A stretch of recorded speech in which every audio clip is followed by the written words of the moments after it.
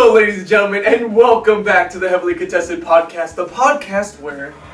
Dro, What is it? it's basketball time, right? Yeah. Bro, we got the NFL Combine, speedsters, 40-yard dash, Yeah. bench press, vertical jump, Yeah, all that. and it's almost time for NFL free agency, Dro. That's going to be a fun period. Oh man, basketball's heating up though, Dro. It is. It is heating It's up. getting interesting now in the final stretch here. Man, we had the nice little trade that went down. Yeah. We also have some teams that are struggling, LeBron. And we also have some other teams that are struggling. Your team is struggling as well, Dro. We don't like to talk about that. But he is right. And we kind of predicted that when it gets to the final, past the All-Star break, and you get down to like the final 20, this is where games are starting to be taken A little more seriously. And the energy's there. But we need to talk about first about the one team that's really taken advantage of that post All-Star break. And that's the Philadelphia 76ers. Now we know about the big trade that the Sixers had right before the All-Star break where they traded James Harden to the Sixers for Ben Simmons, Seth Curry, Andre Drummond. So they gave up a lot of assets for Harden. But so far, it's worth it. it's worth it. It's worth it. It looks like it's the right move. I just gotta say this right now. Pick and roll, James Harden and Joel Embiid. You as a defender, you tell me what you're gonna decide on. Are you going to A, let Joel Embiid post you up and get an easy dunk? B, let James Harden do his famous step back, shoot a three, or C, try to defend both, and either way, It's not going to work out. So, I said this before, and I think it's looking in that direction. I think the 76ers won the trade, weirdly. And you look at it. It's hard to... I don't want to... You can't fully say it because Ben Simmons hasn't played. Yet. Yeah. But they are really talented and really scary. Yeah. Now that I can agree with. And the reason why this works so much, and they work like a little bit of a Kobe and a Shaq, is because their play is so different that it works and it flows together. And I think that's kind of the reason that Harden, Kyrie, and Durant didn't all work out, because it's three, kind of outside shooter. I actually think Harden did a good job of trying to fit in well with that by going with the more facilitator role. And he didn't want to be the front scorer, and he actually thought he did a much better job with the facilitating. But I think that really helped him to where he is now on the Sixers. Now he can go back to doing what he wants to do, which is score the basketball. And still have the ability to be that top facilitator on the team as well. And he's throwing it to the best center in the league. Yeah. No, this duo is working great so far. They've won every single game they've had with Harden so far. They're on a win streak now. And it's just, again, so the best center in the league, and now you pair him up with one of the best facilitating shooting guards in the league. One of the best ISO players of our generation. And now this duo is working its magic right now. And they score a lot of points, bro. And their chemistry is there. Yeah. And obviously James Harden has always been known defense. Not playing defense. Yeah. Does he have to play defense when he has Joel Embiid in the paint? No, here's the thing. The Sixers have a good defensive lineup past James Harden with Joel Embiid and then Thibault as well. Can't forget about Thibault. Yep. It's a strong defensive lineup. And Harden, too, I don't think he's like a horrible defender. I think it's more so the idea that he lacks effort. Sometimes he just doesn't try. I'm good. And that really happened in his prime years in Houston. I thought that started to change when he got to Brooklyn a little bit. And even now, I'm not seeing like, he came to Philadelphia and you could see the defensive weakness that comes with it. I don't see that. What I do see is the offensive increase that Harden has given this team right now. Oh, yeah. And another player that stepped up, because obviously you lost Steph Curry, you lost Andre Drummond, obviously you lost Ben Simmons as well. Yeah. But Tyrese Maxey, yes, he stepped up. Past couple of games he was scoring 20 points. Yeah. And that's definitely what they need. They need their third star. Yeah, and it's easier for a third star to come out. Yeah, you don't have to really do too much. James Harden's going to have the ball most of the time. Hit your catch and shoot three. Yeah.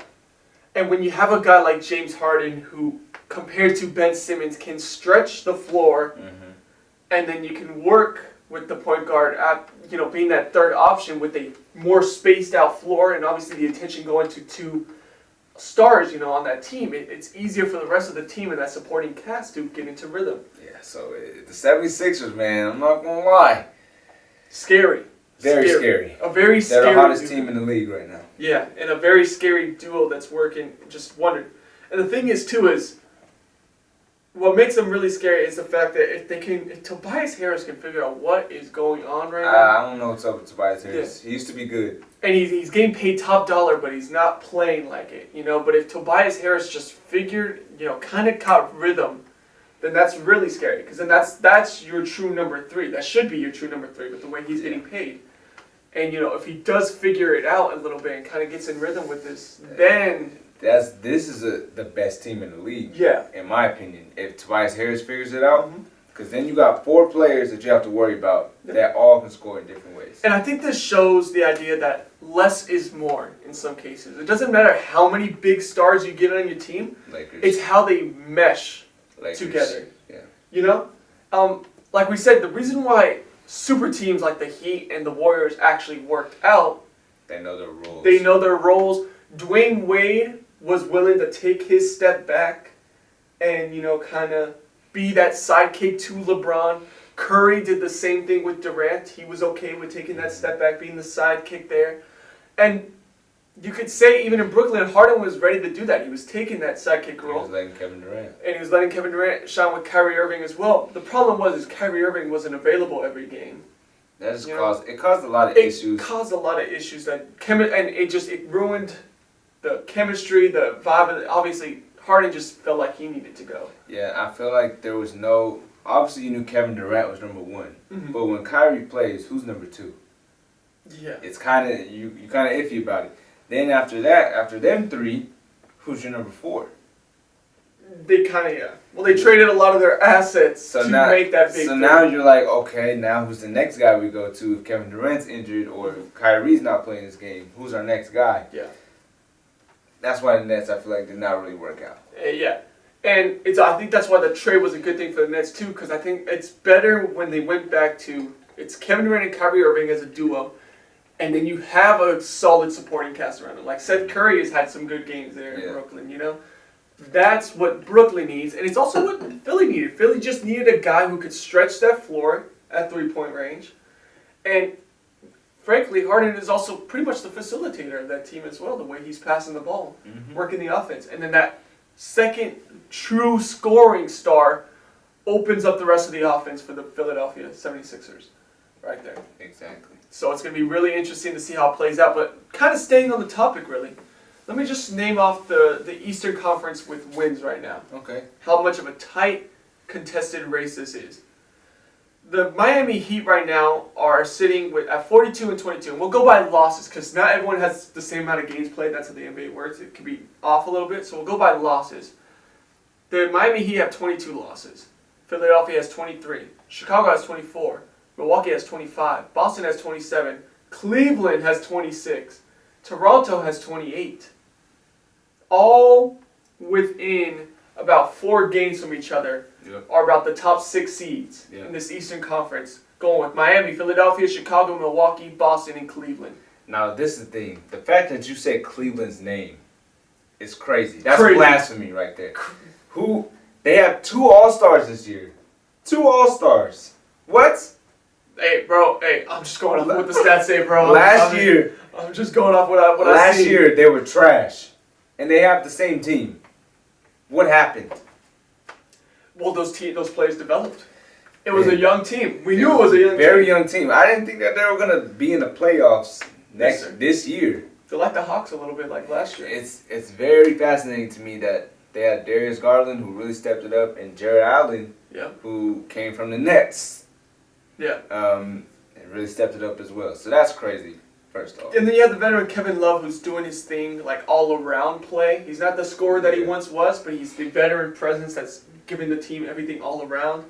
And Evan Mobley, he's nice. He's a rookie. He's pretty nice, He's doing his thing. Colin Sexton, unfortunately, got injured early in the season. If they had him... He's an energetic player, though. It would be a lot more interesting for this Cleveland team. But you got other guys as well. And then they got Karis LeVert as well. This is a good team, man. It's a solid roster. It's a solid roster, and None of them are big names. Yeah. But they all know their roles and they play pretty well But together. they're young players that could be big names. That's the best thing about this team.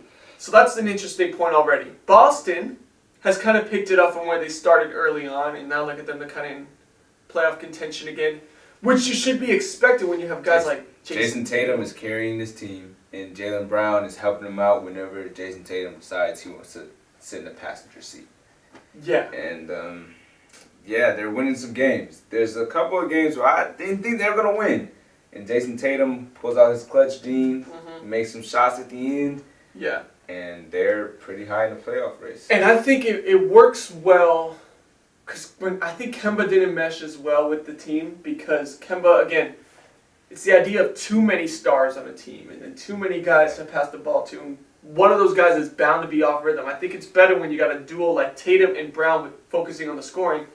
And then you have a point guard like Marcus Smart who's a facilitator and a great defender. And that's what you need. So Boston's interesting. Milwaukee, is there anything really that we need to say besides they have Giannis? Giannis and a solid number 2 and 3 with Chris Middleton and Drew Holiday. Now, obviously, I feel like Milwaukee took a step back because last year they were dominating. Yeah. They're not dominating this year. So that's a little interesting to me. But also, I feel like I said this earlier in the season, they were a little distracted just coming off of celebrating their finals win and all that. So now they're starting to get more serious, and we just got to wait and see what they do. Yeah, when the time comes, this is going to be a team that, when it comes to playoff time, that's when we really got to look out for them. Serious. Because that's going to be, they're still the defending champs. Yeah. We have to remember that. And for good reason, because they are a solid roster. And I still think on paper they're still better than last year's roster even. With guys like George Hill, Grayson Allen being a good, kind of add-on player as well. Good hustle player, yeah. Now, with my favorite for the MVP, DeMar DeRozan and the Chicago Bulls sitting at the 3 spot right now. What do you think about this team? So, I'm going to just tell you right now what I have written down. The Bulls are my number 1 spot. You think they're going to take it? I think they're going to take the number 1 spot. This is why I say that. The Bulls, obviously they have DeMar DeRozan, right? Going into the season, DeMar DeRozan was a terrible pickup. Yeah. Going into the season. I don't know why people thought that. I don't know why. DeMar DeRozan is a terrible pickup. He's not going to do anything for this team. And he's their number 1 option. Yeah. Zach LaVine took a slight step back. Yeah. He was the number 1 player on this team. And he took a step back. Vucevic, who was an all-star, took a step back. So a lot of these players know their roles. They also have Alex Caruso, goated Laker right there. And you got Kobe White as well. You got Lonzo Ball, who can be injured now and then, but when he does play, he's actually a good defender. And Lonzo was always a good passer. Yeah, he was always a great passer. You pretty much said it. It's team figuring out their roles. Zach LaVine is doing well being a number 2 option because he's still getting his chance to be shine. He's still getting averaging 22. Yeah, 24. He's averaging 24. DeRozan's averaging 28. Those are very good averages for your top 2. Then you got Vucevic averaging 17, but also 11 rebounds per game, and then leading in steals and blocks for the team as well. All around for Vucevic. It's a all-around strong collective team. You wouldn't look at the roster and be like, oh, they're the number 1 team to beat. But when you play against them and you see how they play with each other, you might be a little spooked. Yeah. So, and they're always trying on defense. Yeah. They get a lot of fast break opportunities. It's a great effort team. Yeah. So this team and one more team that I'm about to mention are probably the 2 best defensive teams in the league. When you got guys like DeRozan. I know what team that is. When you got DeRozan and you got LaVine and guys Vucevic working that defensive side, that's a strong defense, only matched by another team. And then we talked about the Sixers already with Harden, sitting there at the number 2 seed now. And your other defensive team is the Miami Heat. Yes, and the team that's still sitting top right now in the whole entire Eastern Conference. Now, this is what I got to say about the Miami Heat. Jimmy Butler has struggled to stay, consistent this year. And on top of that, I think he's battled some injuries. Yeah, yes. Yeah, he's battled some injuries, but Tyler Hero has been stepping it up the most for me. Mm-hmm. And I don't like that. Oh. I don't like that. Oh, you don't like that? Why wouldn't you like that? Jimmy Butler should be the number one player on this team. And I don't like that Tyler Hero is the number one in points. I don't like that. I don't think he should be a number one option. And that's where I feel like it's a little bit confusing to me, because in the playoffs, I feel like it would definitely be Jimmy. But it's a little iffy to me. Well, here's what I'll say to that. Jimmy was never a guy who, as a number one player on the team, would just take the forefront in scoring. You know, he wouldn't. Definitely, and especially we saw this in the bubble playoffs, when it came down to like the wire, though, he'd be that guy, like, give me the ball, let me put this game away. But he's also, I think Jimmy Butler shines as a number one player on a team because of what he does On the other side. On the other side. He's one of the best defenders in the league. He's also turned into a great facilitator over the years. And, you know, he's an overall around hustle player and a great leader for this team. That's what Jimmy Butler is. And he's still averaging 21 points per game, which is a solid number of points per game. But what really makes this team stand out is the fact that you got Jimmy Butler, Bam Adebayo, Kyle Lowry, which are three very good top defenders in this league. Yeah, I think the Heat are the best defensive team. Best defensive team. And that's the reason why they are where they are right now, is because of how good they are defensively. Yeah. And what they bring as a whole collective. So for me, I see the Heat I see the Heat finishing on top of the East, finishing out this race. I still see them staying at top at number one because of how good that defense is. And where I think it could be scary is, here's the thing, they still don't have Victor Oladipo. And if Victor Oladipo, I did forget about that. and if Victor Oladipo comes back and becomes even like 75% of what he was on the Pacers, that's a scoring output right there that adds to that Miami Heat team there. The only thing about that is now Victor Oladipo's coming off the bench. No, he's a shooting guard. And then what about Tyler Hero? Tyler Hero's already coming off the bench.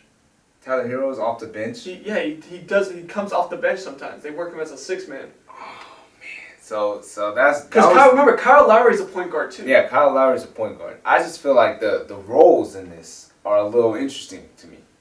I feel like they don't truly know their roles. That's good though. See, like that, I think that's a cool. Like Andre Iguodala was okay with taking a step back on the Warriors to be a bench player when he knows damn well he should have been a starter. I think Tyler Hero is okay with. Lou Williams should have been a starter on many teams throughout his career, and he just wanted to be sixth man of the year. Yeah. That was just his thing. Tyler Hero is working to be sixth man of the year this year right now. You know, but just because he comes off the bench it's not like a bad thing. It's not a knack on him, you know. It shows what works best for this team rhythmically, you know, and getting into rhythm. Tyler Hero coming off the bench helps out that second crew, you know, when the other teams take out their starters and then you have to put Tyler Hero in against the other team's secondary. Yeah. That's where he starts to shine. I think Tyler Hero was getting a lot of hate last year when he was kind of a little unnecessary. When he took a slump. Yeah, even though he was only a second-year player and he also had an incredible first season. Yeah. And we're seeing it again now from Tyler Hero. And so overall, I just think this team defensively, and then they're going to get the offensive weapons that they need. And again, I feel like when come playoff time, we'll see Jimmy be a lot more aggressive in working that inside game that he's so good at with driving to the lane and his mid-range shot. Then you still have Bam Adebayo, who knows how good Kyle Lowry can be when the time comes. It's a solid roster, and you got a good coach in Eric Spoelstra. I like that they really focus on defense. Yeah. I really like that because this day and age in basketball, people do not play defense anymore. So the fact that they chose that we're going to be a defensive team, yeah, I think that's a great mindset to have. Yep. Now, it'll be interesting to see how this plans out in the playoffs because they do have to score still. Yeah. But here's the thing. But in the playoffs, the intensity's up.